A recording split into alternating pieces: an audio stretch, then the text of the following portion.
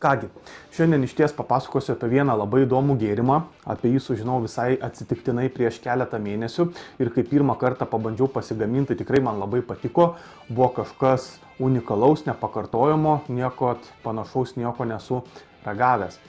Taip pat man į pagalbą atėjo vėlgi nuostabioji Jurga, skanių istorijų autorė, kuri pagamino ir sukūrė vieno ingrediento receptą.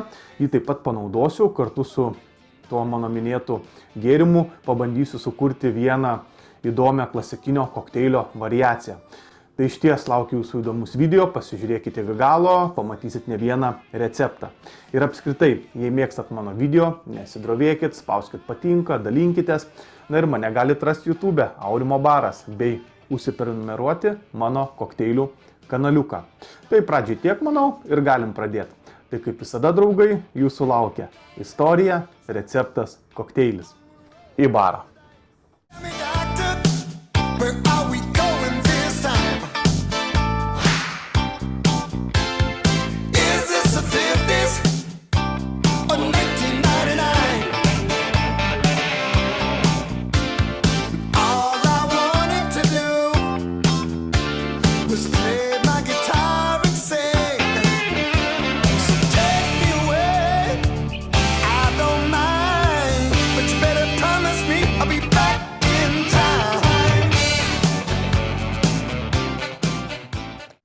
Tai sveiki dar kartą mano kanaliuko prenumeratoriai, mano Facebook draugai bei visi kiti, kurie matysit šį video. Kaip visada su jumis aš Aurimas sveikinuosi savo namų minibaro. Na ir šiandien aš jums pristatysiu ir papasakosiu apie labai įdomų, galim sakyti, tokį senovinį gėrimą, kuris kilęs iš Meksikos pavadinimu tejuino. Taip, tai tejuino gėrimas. Tai aš gal pirmiausiai pradėsiu nuo pavadinimo. Tai pats žodis, pats pavadinimas tejuino yra kilęs iš tokios senovinės nahuat kalbos žodžio tekuin, kuris reiškia širdies plakimas. Na ir šią nahuat kalbą kalbėjo senovės actekai, kurie Meksiką valdė maždaug 14-16 amžiuje. Ir kas įdomu, tai kad ši kalba yra išlikusi iki šiol, tam tikra meksikiečių dalis kalba nahuat kalba. Taip pat dar vienas įdomus ir svarbus dalykas, tai manoma, kad tejuino gėrimas, jisai buvo išrastas labai senai, tai galėjo siekti dar tuos laikus iki Kolumbui atrandant Ameriką. Taip pat tejuino gėrimas senovės Meksikoje, jisai buvo vadinamas dievų gėrimu. Turbūt dėl to, kad jam gaminti buvo naudojami kukurūzai. Na, o kukurūzai Meksikos kultūroje iš tikrųjų užima labai ypatingą ir svarbią vietą. Senovės Meksikoje kukurūzai buvo laikomi dievų maistu. Ir netgi teko girdėti, kad yra tam tikrų įvairių meksikietiškų legendų, kurios teigia, kad būtent iš kukurūzų dievai sukūrė žmonės. Na va, draugai, tiek įdomių istorinių faktų apie tejuino gėrimą. Na, o dabar norėčiau trumpai aptarti ingredientus, kurie yra naudojami šiam gėrimui pagaminti. Tai reikės iš viso 4 paprastų ingredientų, norint pasigaminti tejuino gėrimą. Tai vandens, šviežiai spaustų laimo sulčių, kukurūzų miltų bei piloncilo. Tai kas dar nežinot ar neteko girdėti, kas yra piloncilo, tai piloncilo dar gerai žinomas kaip meksikietiškas rudasis cukrus, kuris yra tokios kietos kūgio formos, aukso rudos spalvos. Ir skonis primena iš tikrųjų įprastinį rudąjį cukrų, todėl jei nepavyks rasti piloncilo ir nusipirkti būtent to meksikietiško cukraus, tai galite naudoti įprastinį rudą cukrų, kurio galite rasti kiekvienoje parduotuvėje. Tai maždaug vienas tas kietas toks kūgio formos gabaliukas piloncilo yra maždaug apie 240-250 gramų rudojo cukraus. Na, kukurūzų miltai vėlgi galite rasti parduotuvėje įprastus, paprastus kažkokius tai kukurūzų miltus. Tai apie ingredientus tiek trumpai, na, o dabar pasižiūrėkit video, kaip pasigaminti tejuino. O tiksliau tokią masę, iš kurios paskui ir gaminsim tą tokį geriamąjį variantą tejuino gėrimo. Žiūrim. Tai pirmiausiai į virimo indą pilame 700 ml vandens ir užkaičiame vandenį. Kol vanduo užvirs, pasiruošiame kukurūzų miltų masę, tai 120 gramų kukurūzų miltų sumaišome su 940 ml vandens.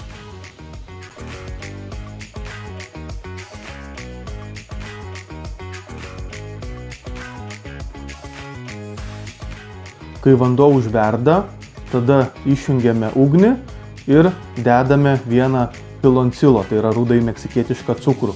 Ir maišome, kol visiškai cukrus ištirps.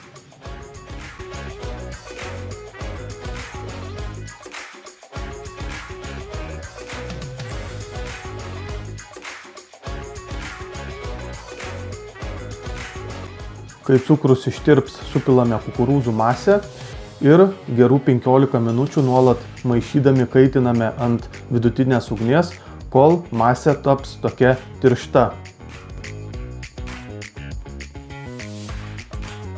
Masėje atvėsus pilame 100 ml šviežiai spaustų laimo sulčių ir keletą sekundžių gerai viską pamaišome.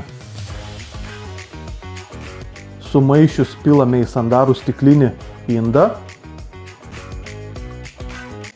Uždengiame merle ir šią masę palaikome apie 3 paras kambario temperatūroje.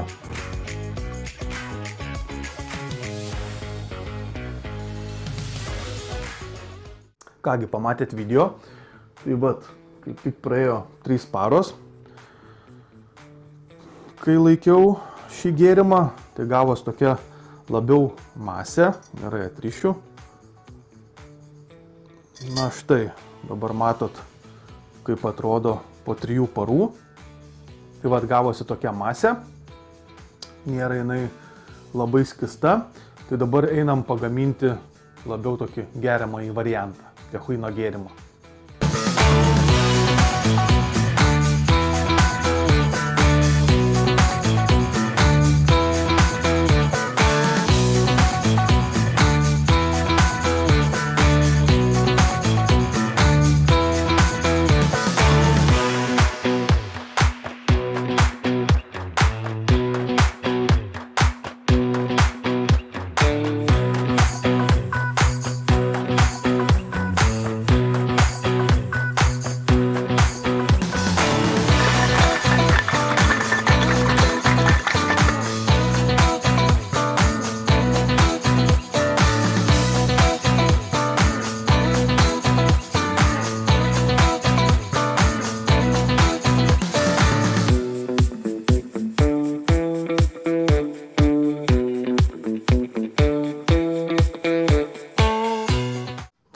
Kągi, pasigaminau techuino gėrimą, reikia paragauti.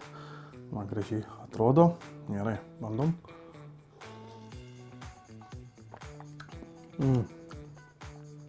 Tikrai labai įdomus skonis. Labai gaivus gėrimas. Taip pat jaučiasi nuo kukurūzų miltų tas ir toks kukurūzų netipinis skonis, šiaip labai geras. Tikrai toks unikalus, įdomus gėrimas.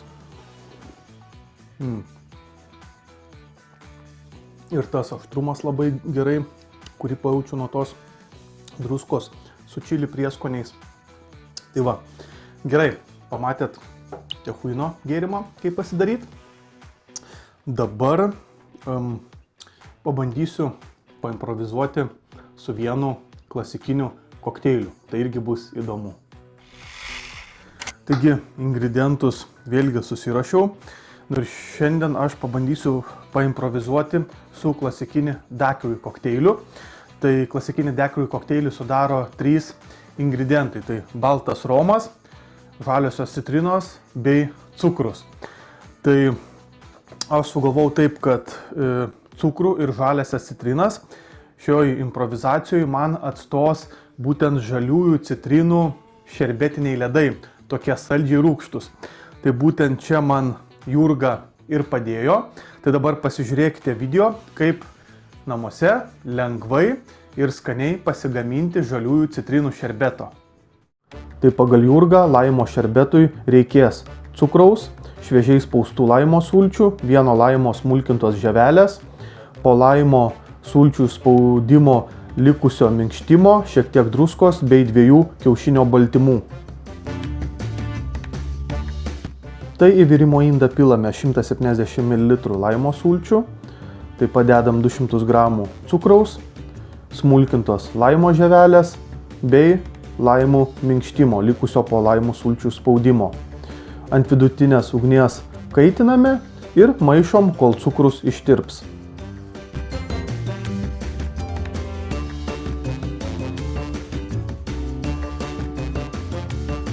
Į kitą indą pilame 2 kiaušinio baltymus, dedame žiupsnelį druskos bei gerai viską išplakam, kol masė taps kreminė.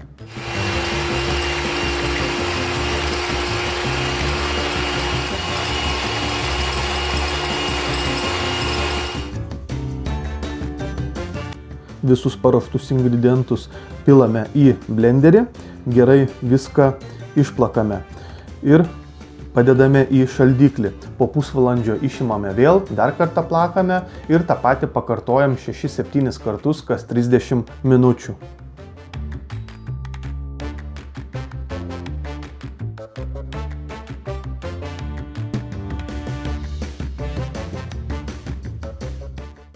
Kai ledus pasigaminot, turit techuino gėrimo masę, ką galim bandyti gaminti, tai pavadinsiu techuino daiquiri kokteilį.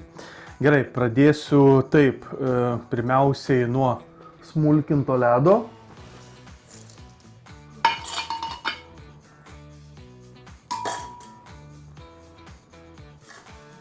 Taip, sudėjus smulkinto ledo, dabar dėsiu techuino tos masės, tai aš jos dėsiu taip 250 ml.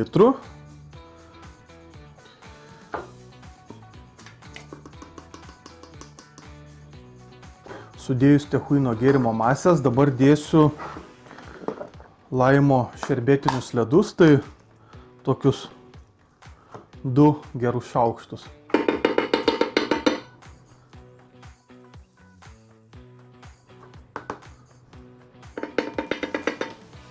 Taip, na ir sudėjus ledus, paskutinis ingredientas, tai blenderį pilsiu 60 ml balto romo.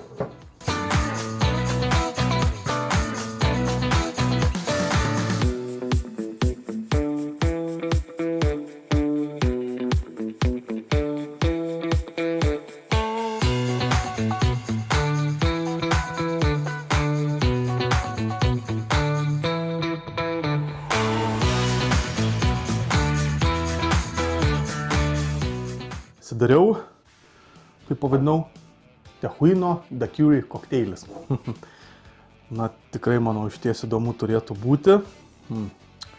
Nekantrauju, ragaujam.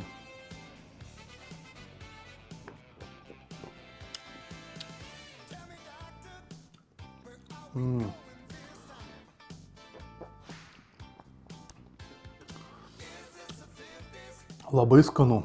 Iš karto visą tą techuino gėrimą pakelia į visai kitą lygį.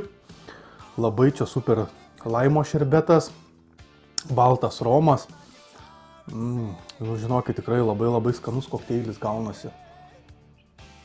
Taip pat dar nepasakau tokio vieno dalyko, kalbant apie Jurgos receptą, kaip pasigaminti laimo šerbeto ledus.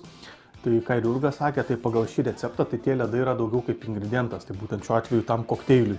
Jei norėtumėt pasigaminti skanius laimo šerbeto ledus, kuriuos norėtumėt skanauti vienus, ne kaip ingredientą, tai recepte reikėtų 2 daugiau kiaušinio baltymų plakti. Ne 2 kiaušinio baltymus, bet 4. Tai tada nebus toks labai rūgštus, koncentruotas skonis, galėsit, kaip ir sakiau, vienus valgyti. O čia grinai buvo padaryta kaip ingredientas prie kokteilio. Žodžiu, puiku, žiauriai skanu. Tai šiandien tiek, tikiuosi šis video patiko, buvo įdomu ir ką, susitiksim kitą kartą. Iki kokteilių, draugai. Sveikatą.